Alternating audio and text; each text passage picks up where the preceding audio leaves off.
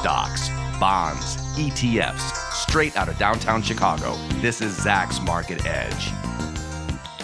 Welcome to Zach's Market Edge, the podcast about investing in your life. I'm your host, Tracy Reinick, and this week I'm joined by Zach's Chief Equity Strategist, John Blank, to talk about the future of work and cities and what's happening during this pandemic and post-pandemic.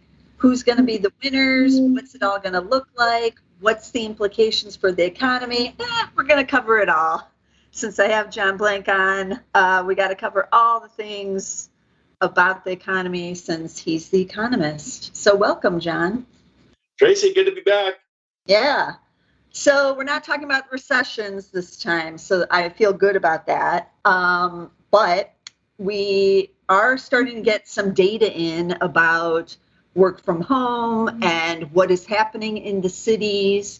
And for those who might be thinking, who cares what's happening in the cities are 2/3 of America's GDP. So it does matter what's happening in them. It matters if workers are going to return to the city centers and what that's going to look like. I know we've talked in the past about, apartments and like real estate in the cities and what is happening there. And so now we're well past a year from this pandemic starting.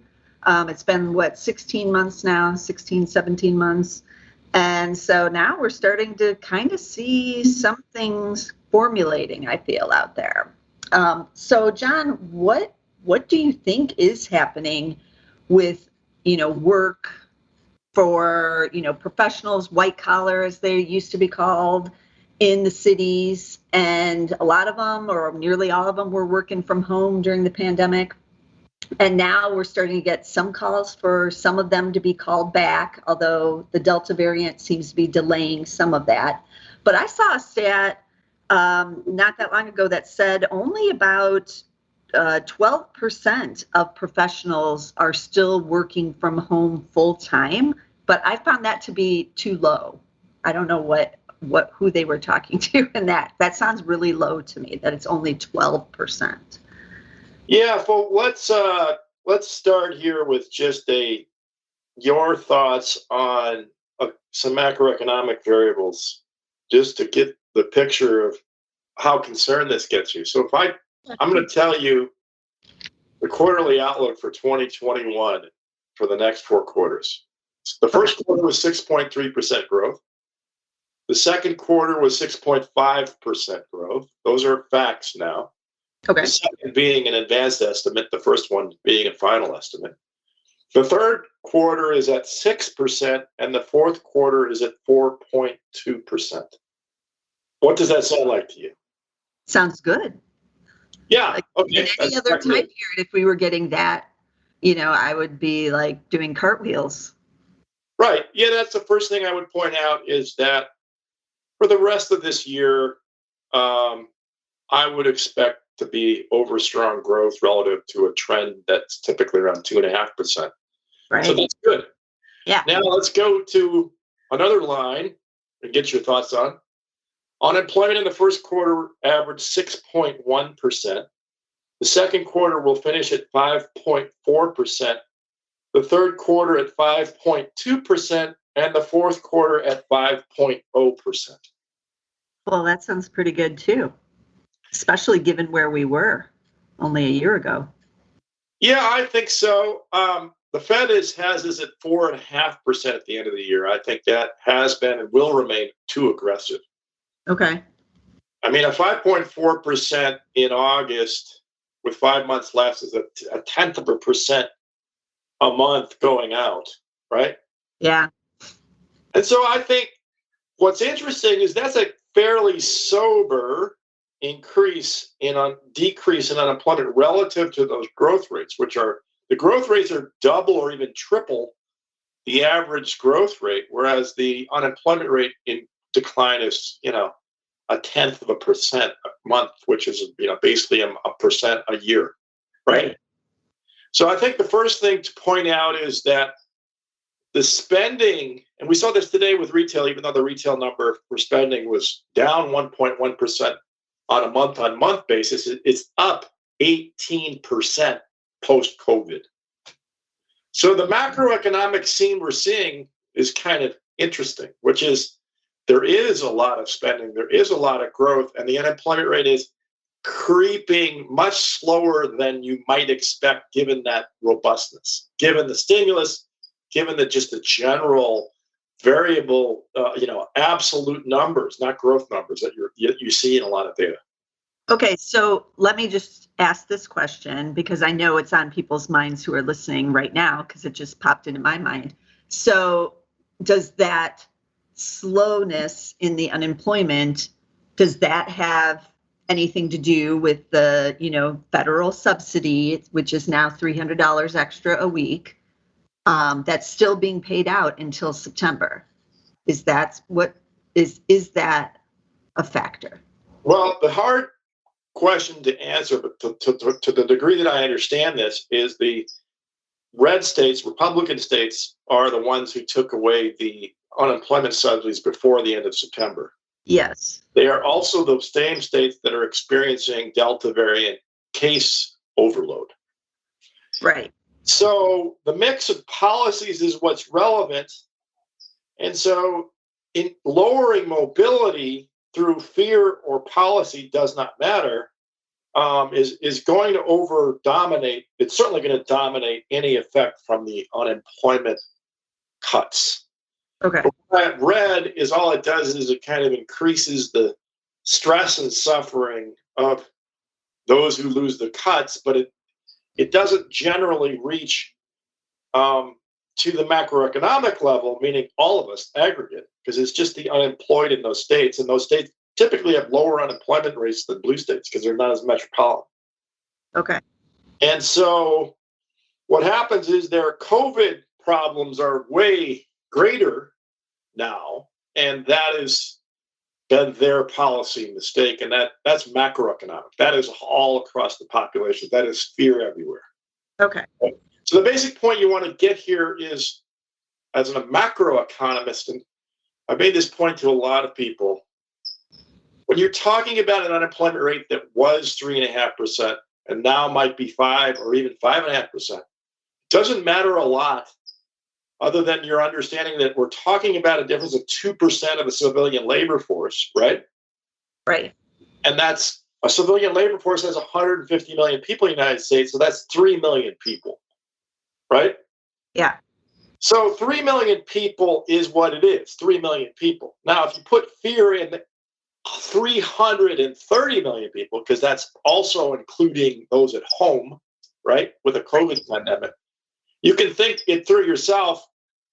Oh, you really should have focused on everything that hit 330 million people and basically forgotten it was irrelevant, Tracy, from a macroeconomic perspective, whether you did or did not cut that unemployment rate, right? Because at best, in a state like a Missouri or a Texas, you might have gained or lost a half a point, and what you lost out of blowing your COVID play is orders of magnitude greater, right?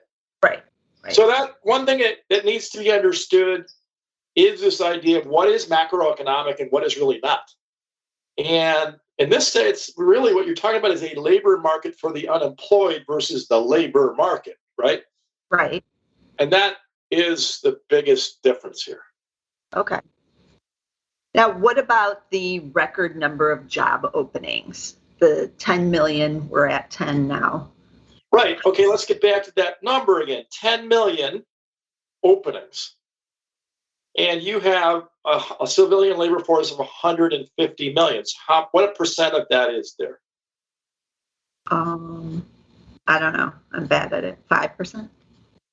Basically 5% is a good guess. 5, it's basically that'd be 9.5, right? Yeah. So basically 5%.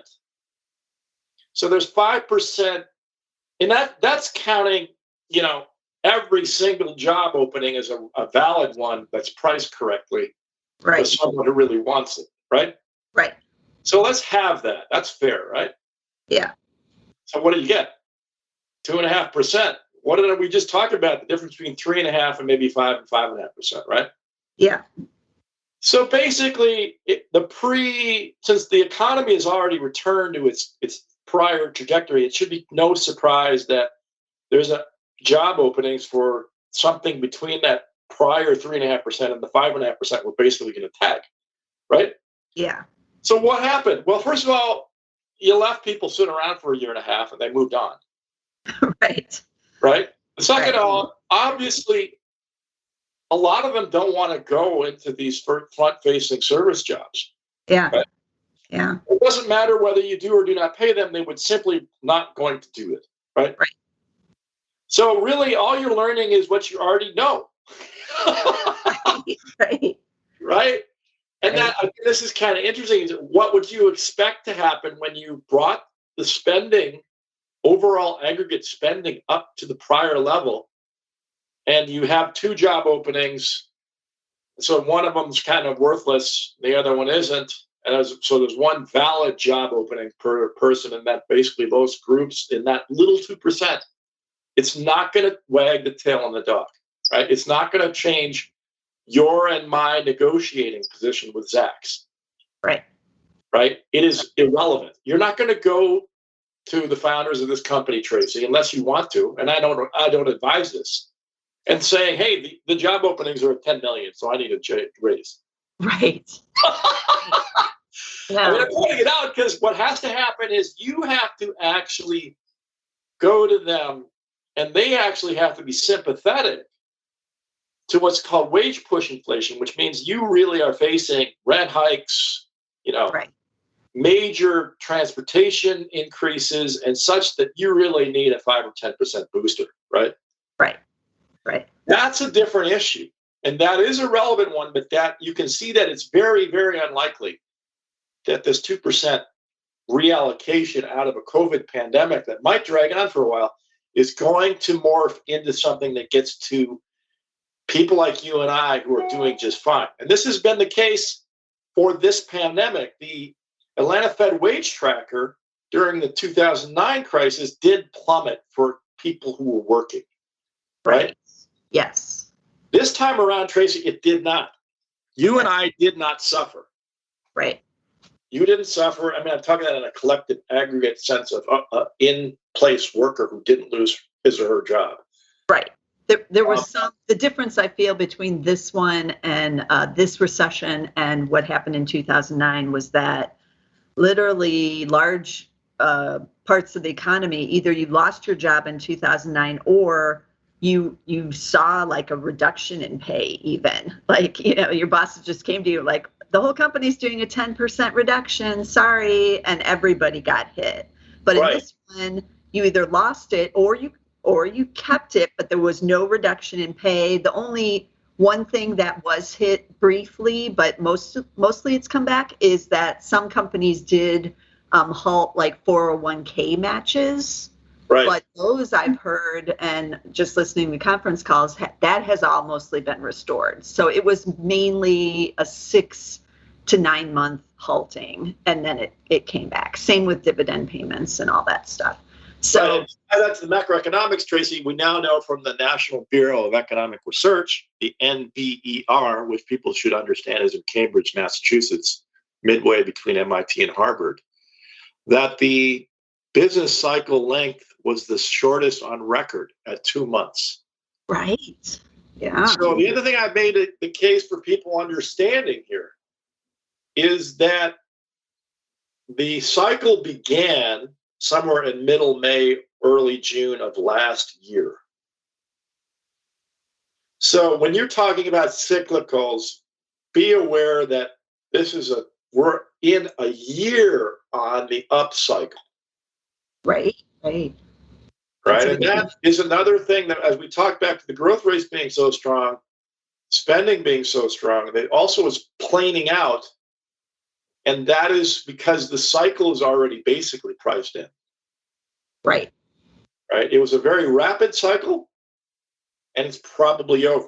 So again, from a stock investing perspective, which you are doing now,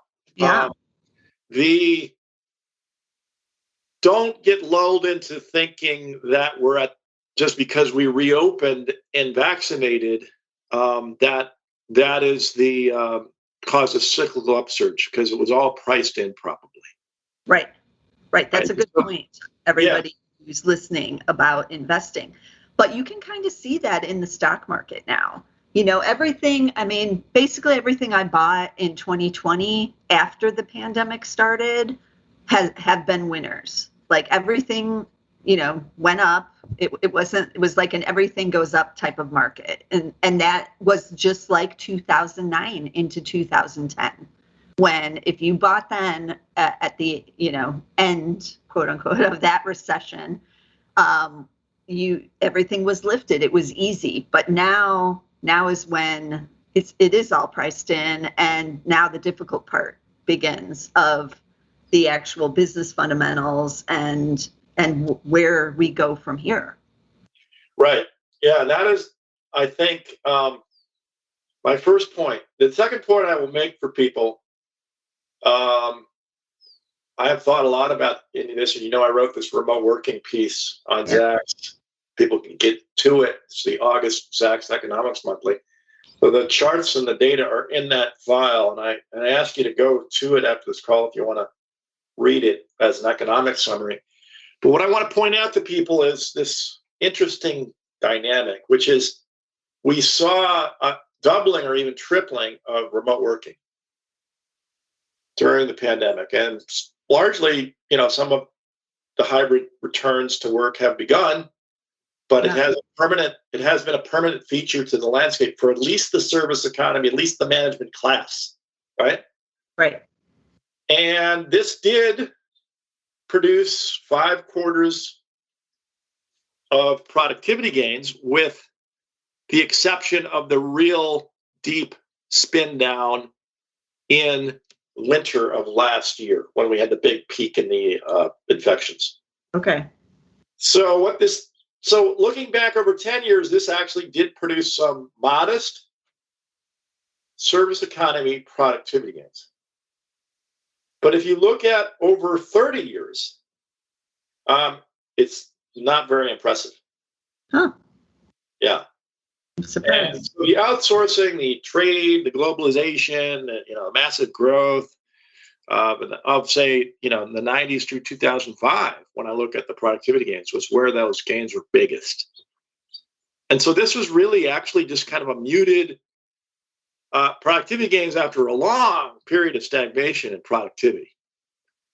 And so again, to this call, it's very hard to say wow to that statement, right? Yeah. Now here's where it gets interesting. What is different now versus 2000 is the market cap weighted indexes like the S&P 500, which are market cap weighted. 25% of the market caps now are like 6 or 8 companies. Right. Remember, we get 492 companies in 75% of the market cap index, and 7 or 8 that are in the other part. Now, what's interesting about this, Tracy, all of those companies, the Apples, the Microsofts, the Amazons, the Googles, these types of companies have done, 30%, even Azure and Microsoft, 50% year-on-year growth in their businesses, cloud businesses, right, internet-based spending businesses. Yeah. So what I think happened is there was a huge lift that was basically captured by those big companies during the pandemic. And so those productivity gains did flow to 7 or 8 concentrated companies, and those price earnings ratios on those companies are between 26 and 30, right? Right. So if the entire market, and I got that data up just recently, the current forward price earnings ratio is 21.2. And I have a quarter of the companies driving off a remote working, sudden, 50, 60% gain in remote working that drove all these businesses, cloud businesses, institutional businesses. Doesn't matter if you're working from home, how it worked. There was a huge need to get stuff in place for that. These companies benefit from that, and they're all pricing 28. Let's just make it easy. Do the math, Tracy. A quarter of the S&P is at a 30 PE. and the S&P is at a 21 PE. So what does that mean for the other three quarters market cap in terms of PE? They're a lot cheaper, obviously. Right. Yeah. So this is what's interesting. You take out a 30 PE, a quarter of it out. So let's just take a quarter out of 30, which is, basically, let's call it 8, right? Yeah. And suddenly you're looking at, man, I might get an 18 PE, right? Right. Out of the three quarters. Yeah. Yeah. And that's pretty normal. Yeah. Yeah. So the one puzzle I've made to people as I've uncorked this roadmap gains through the big cap stocks that are driving the market so far is I wouldn't actually get too bearish based on valuations because the action has been in 8 stocks fundamentally and technically. And that hasn't really left, and you can speak as a value investor, which is where we're doing this call on, that there really are some PE ratios outside those big stocks that are not that bent out of shape. Is that correct? Yes. Yes, there's quite a bit of value right now, actually. Yeah, and that's what we want to discuss here is, so now that all this is priced in, the pandemic, whether it comes back or not, we're all vaccinated in the United States. We're going to see more vaccination outside the United States at whatever tempo and rate different countries take. So what's the stock play? Is it to keep playing the big cap names, or is it to rotate because they're going to take profits in those big names because the productivity gains are kind of in the past in terms of that big surge, and you should get into these other stocks? Well, yeah, I mean, that's what's going through my mind as you're just laying out the scenario, because it's making me think, how can Microsoft keep growing its cloud business at this rate? It cannot. And that's all going to slow. Amazon, AWS is going to slow. Google's cloud is small, but at least they have, some other areas that might still have a decent growth rate. But yeah, it's making me think, why would I buy at these levels, these big cap juggernauts, and a lot of these smaller companies are going to be more attractive in the second half of this year and into 2022. Well, this is where I think we got to talk about this logic here, because you laid out correctly there's going to be some heterogeneity in the FANG stocks about this, right? Yeah. Number one. Number two is all these other 3/4 market cap, 492 S&P companies, it's still going to be the case that you have to find the ones that really will grow in this post-pandemic environment from those that won't. Right. Just doing a random, I'm selling my FANG stocks and getting into all these others at lower valuations probably is a failing idea. Okay. Right? Yeah. Because what you'll do is, if we think about it as investors, what we're looking for now is the next catalyst from here. Right. The next catalyst from here will fall into the economy in whatever fashion it does. Some of the large cap FANG stocks will be rightly positioned and not sell off or maybe even keep going. And some of the other 492 companies will be positioned correctly for those catalysts and others will not. Right. Right. So this is, again, in terms of helping investors, your job is probably harder now. Yes, indeed. Yeah, because that's what we want to point out here. The rotation won't be clean and the job will be harder. Right. It's not going to be so obvious anymore what the winners are. Like it was pretty obvious in the last year that, yeah, I could have bought Wayfair because everyone was buying a desk for their kid to be at home doing schoolwork. Right. So that was pretty easy. But what happens going forward? Do I need another desk? Unlikely.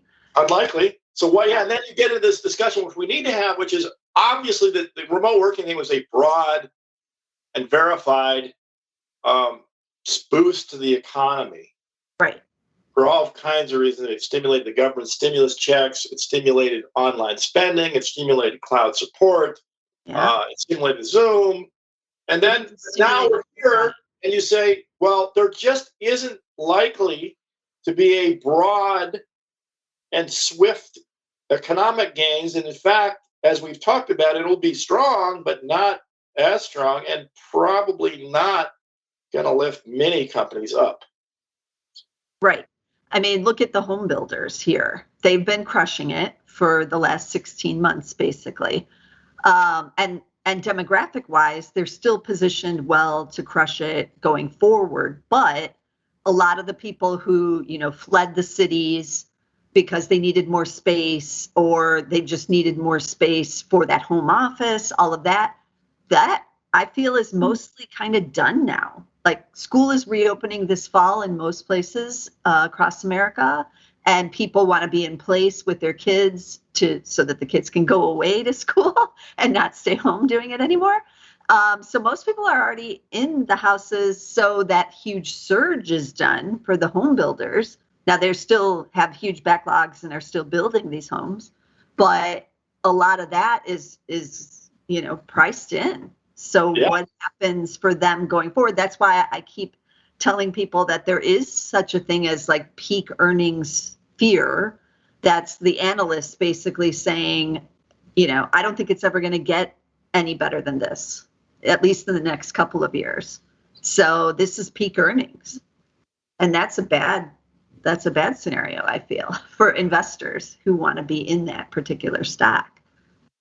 Yeah, it's going to be harder to, and also you haven't lawyered the Fed in here now, which as the unemployment rates fall and the price inflation stays high, their mandate is violated, and they have a mandate to raise rates or take the taper off.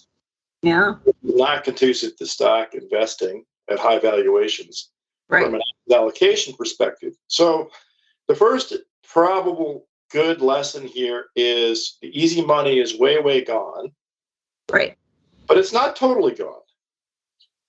Some of these groups will have the right businesses. Yeah.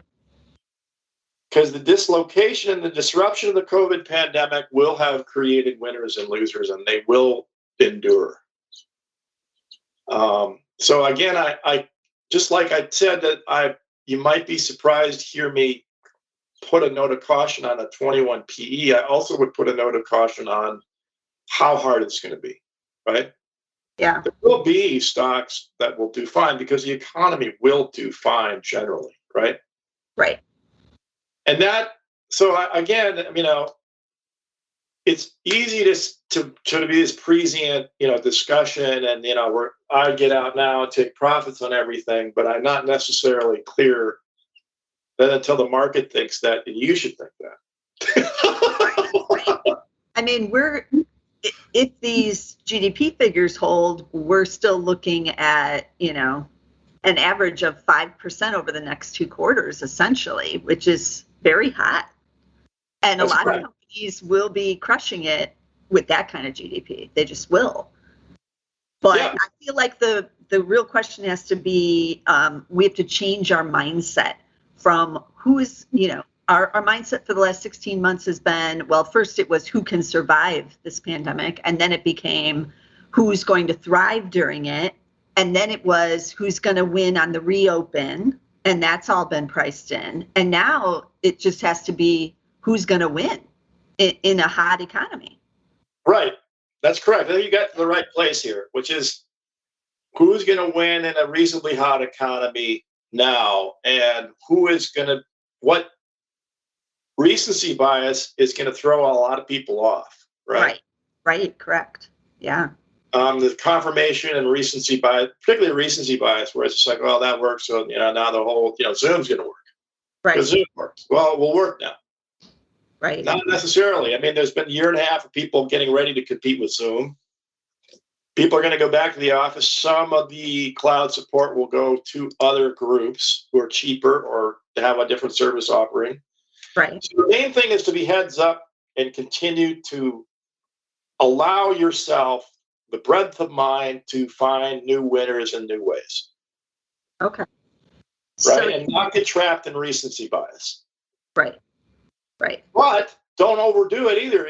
It could be the case that your winner last year is the winner next year. It's entirely possible too, right? Where does that? You got to be open-minded now. You got to be ready to learn from this market. Where does that leave you as far as the consumer names then? Because in an economy that is hot, that is where I normally would go. I mean, that means people have jobs. That means they got the pay increase. That means, they're feeling well, they're feeling good, they want to spend, and they're going to be buying, the Lululemon pants or the latest, iPhone that's coming out shortly, that stuff. Like, a lot of the consumer names have surged, but we're starting to feel a little bit of a pullback because of the Delta variant here in some of these names. Should those be on my list? Well, it should be on your watch list, right? Okay. And again, try to, for example, in retail, we got 8 or 10 names you could look at and find out whether you own the ones that you should own or not, right? Yeah. So I think that's the real question, is to get, involved in looking at, what you own versus what you could own, right? Okay. Not necessarily selling or buying, but just saying, okay, I own Target. Should I buy Walmart or Amazon versus staying with my Target play? Yeah.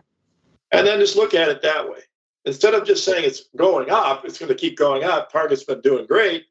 Just say, okay, let me look at the charts. Let me look at the stories. Let me learn something about a few of their competitors and at least start to loosen up my idea that I have nothing but, to follow this stock. Maybe there is a little better play out there. Just get loose to the idea that you might be able to change. Okay. Now, what is the scenario with the cities? Because we kind of opened the podcast with that. And, here in Chicago, some people are starting to go back to the offices. The Metro, which is the train system, has resumed its more normal, let's just call it normal schedule. It was on a very reduced schedule for the last 16 months, but they've gone back to that. Some companies are requiring people to go back at least a couple days a week starting in September, although some places are pushing it back to October now because of the Delta variant. But we're starting to see some life again in our downtown. And I know in downtown LA, it sounds like they're starting to see some, but it's going to be slow going in these main urban centers. As a stock investor, are REITs in play here? I know a lot of them have had the bounce back already. Apartment REITs, hotel REITs have bounced back. Commercial still probably a little dubious. The mall REITs have bounced back, but in a GDP over 4%, I want to own the real estate and the heart of the cities. But do I now? Is this the one thing that's going to be the different thing this time? Well, as you think about it, in terms of why you and I remote work and enjoy it and get productivity is our environments are better where we're working at home. And so I've seen this in apartments, amenity-laden apartment buildings do better. Shopping malls could be dead unless they're really nice and get a lot of activities and really upgrade. Yeah. Offices, I certainly think telling, me to fly halfway across the country to stay in a cube for 6 hours isn't a very attractive proposition. But if you made, me go to the new McDonald's headquarters with a cool Spanish Steps kind of thing to hang out, yeah, enjoy myself, I might be a little happier with it. Okay. So the curious thing here is it might lead to better management. Some groups like the CBREs is Zach's #1 ranked stock right now. Maybe because those big groups are able to spend the money and reposition these things for the upgrading. Okay. Because the way you bring people back into these things is you have to upgrade. Right. You have to upgrade the building, the office space, the atriums, you've got to get the food courts right so people are comfortable sitting in them. Maybe it's outside. But again, for example, here in Santa Barbara, State Street used to be completely filled with traffic. Now it's completely filled with bistro booths and whatnot, right? Okay. Yeah. Does that actually stay put? It's kind of an upgrade. It was necessary, but there is a group that will just carry on and say, now look, let's just never go back to State Street the way it was. This will happen in Chicago. You'll get the West Loop where people I saw the other day in my old condo, someone put a huge new wooden pizza arcade outside of a pizza joint with a 2-year fuse for the next 2 years from today. Wow. You say, why is that? Well, maybe this is the new way to get people back in the game. You know, Michigan Avenue is a classic example. I've seen you write some things online about this. They're going to upgrade Michigan Avenue. Yeah. Right? Yes. You're not going to say, oh, you know, I'm going back to Marshall Fields or whatever, Right. water tower. That's not enough. They got to do something. And that actually means investment. Right. And creativity and knowledge from architectural firms, design firms, building managers, whatnot. And some of those people will do it. Right. And then the others will follow. And this is actually why, if you look at the S&P 500 sectors and you pull real estate out, it's like number 2 in terms of returns. Yeah. So I think, again, don't get thinking, oh, you know, for example, I was down in LA for a conference a couple of weeks ago, and I was noticing the incredible number of condo developments that are still moving forward, some of them still with the Chinese investment, even though we're fighting with them now. Yeah. And yet, in the midst of it, really, it was incredibly important to rebalance that downtown because it was all these square boxy office buildings, much like the LaSalle Street area of Chicago. Right. Heavily dominated by office. So Yeah. you could think what happened was there was a period where the inner cities were a total disaster. People lived in the Pasadenas and the Lake Forests and the Napervilles of the world.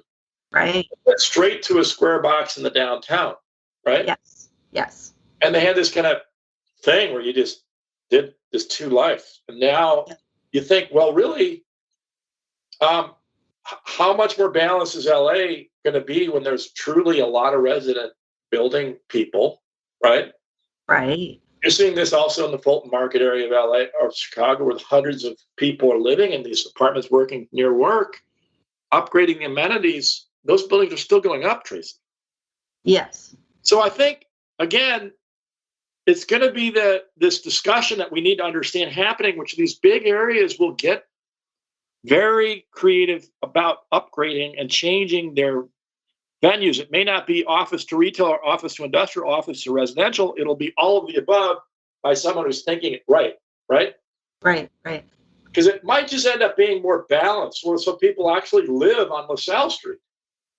Right. I saw some stats recently about downtown LA that they normally had, I think it was 500,000 people coming in there to work still, despite all the condos being built. But over the last 10 years, they've gone from 10,000 people living there to 80,000 because of all the condos and the building conversions into lofts and whatnot. So they have made big progress on doing a combination of, you know, the people working there plus people living there. But the problem is the workers still are the dominant group. And so it's going to take another decade or so still to have the turnaround, I think, in a lot of these downtowns, even in Chicago as well. Yeah, I would agree with that. I would not think an aggressive timeline is relevant for these areas. No, because they are still, as you said, seeing the investment. I know that there's a couple $1 billion projects, as you just mentioned, going up in downtown LA still. So yeah, there's a Gary thing down by the Disney Hall that looks getting very, very clear. There's a thing called the 6th Street Viaduct, which will be like the Golden Gate Bridge when it finishes. A kind of a new symbol of LA, kind of a regular ribbon building, a bridge. It's going to be really neat. Oh, neat. The Arts District. Well, I tried. Everybody listen. I tried to talk Tracy to go to the Arts District in LA a couple of weeks ago. I think I failed though, guys. But the Arts District is good. Yeah. It's very Venice-y, but downtown and also West Loopy in its own way. But with an added thing of some serious New York art galleries that have moved in, New York City art galleries. So it's got a lot of swank. Very cool and actually pretty nice and new too, on the midst of it all. Yeah. So, yeah, I mean, when I was down there, I would take that Arts District as a place to go to lunch and dinner over like Venice. Okay. Because Venice got Parking's terrible. Yeah. I got worries about homeless people. Yeah. Down in that area. It sounds like you are still bullish on the cities then, on the centers. It's going to be, again, I think cities are going to be just like countries and just like companies. You're really going to get a premium out of good management. Okay. I don't think anyone who's not an activist manager of a city, an activist manager of a company, a real estate group is going to win in this environment. Okay. I think the activist people, the ones who say, I got to position this building and spend the money on it. I have to put the park in on that street, right? Yeah. Yeah. I have to get these homeless people out of this neighborhood.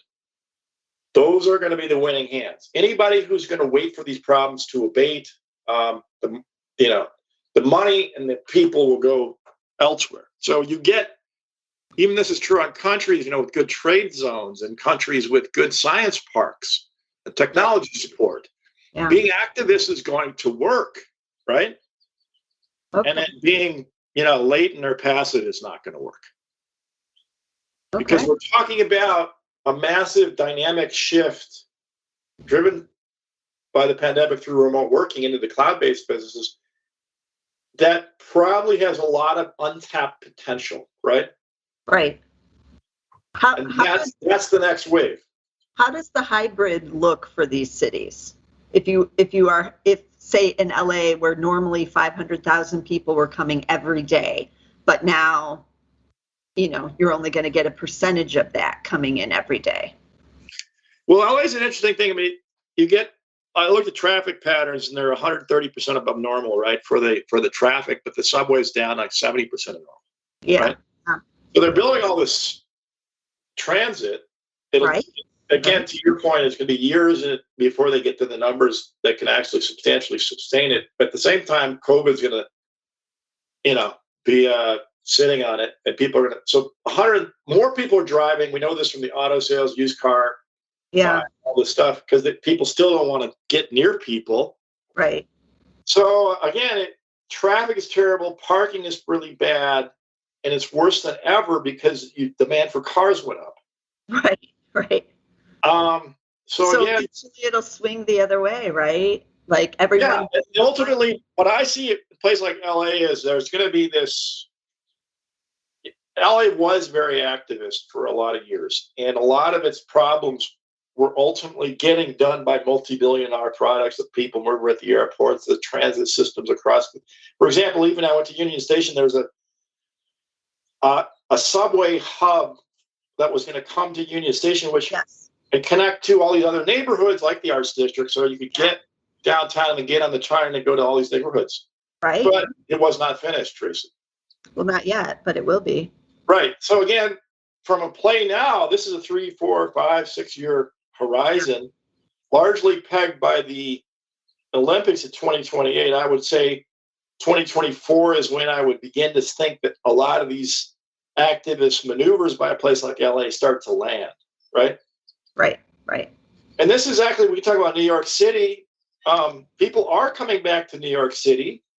Yes. They put up this thing called Little Island. Barry Diller did, I think, and his wife, Diane von Furstenberg. I hope I get the name right. And that thing's brilliant. Okay. And so, again, that was activist, right? But it also took 6 years, right? All this legal stuff, all these hassles. But the places that fight that, the Obama Library in the South Side, the Chicago, LA's, can never get more done with like Pershing Park and, other parks and cleaning the homeless people out and getting more and more amenities for people and more safety. That's going to work. Yeah. By the way, the Obama Presidential Library just broke ground this week, finally. Right. And so there, again, great idea. It took 4.5 years of litigation. Yeah. 2 more years of building. And then, of course, we'll get to a 2024-ish U Chicago Science Park, oh, wow, we can go to U Chicago for the afternoon. Like never before in the history of humanity has anybody ever done that. Well, you'd be surprised. There are There are some good museums there, but yes, it won't be on the map the same way it will be once that library is open. Because Right. That can change the dynamic of a place like Chicago dramatically, right? Yeah, it definitely shifts the focus to the south side where it hasn't been for a number of years. And then the real estate groups move in, continue to gentrify everything. And again, you say to yourself, do I want to be part of that, or do I want to live in Naperville? Right. And generally speaking, unless I'm raising a family, I want to be part of it. Right. Yeah.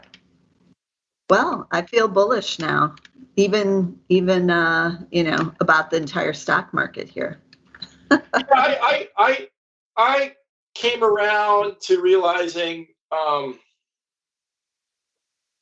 just have as much trouble with a negative catalyst as I do have a positive catalyst. I have trouble with that one too. Delta variant through all these things in the world economy and whatnot. But I have trouble creating a massive reversal. Okay. Yeah. There's so much momentum and so much stimulus and so much drive to get back to life that it's tough to say we just keep carrying on, right? Right. Yeah.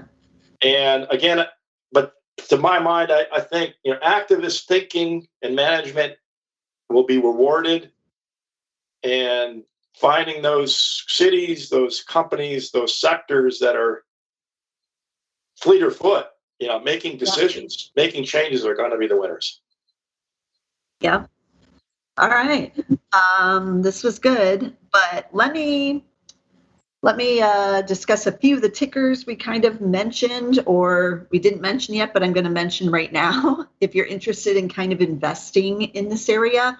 So John did mention CBRE. It is a commercial real estate. It does have the Zacks #1 rank, and the ticker is CBRE.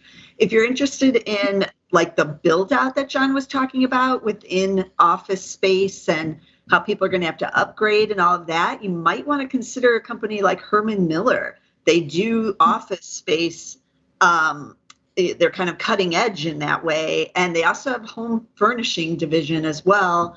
I own it in the Value Investor. It's MLHR is the ticker for them. And they have been seeing the orders starting to come in because of these changes within the office space.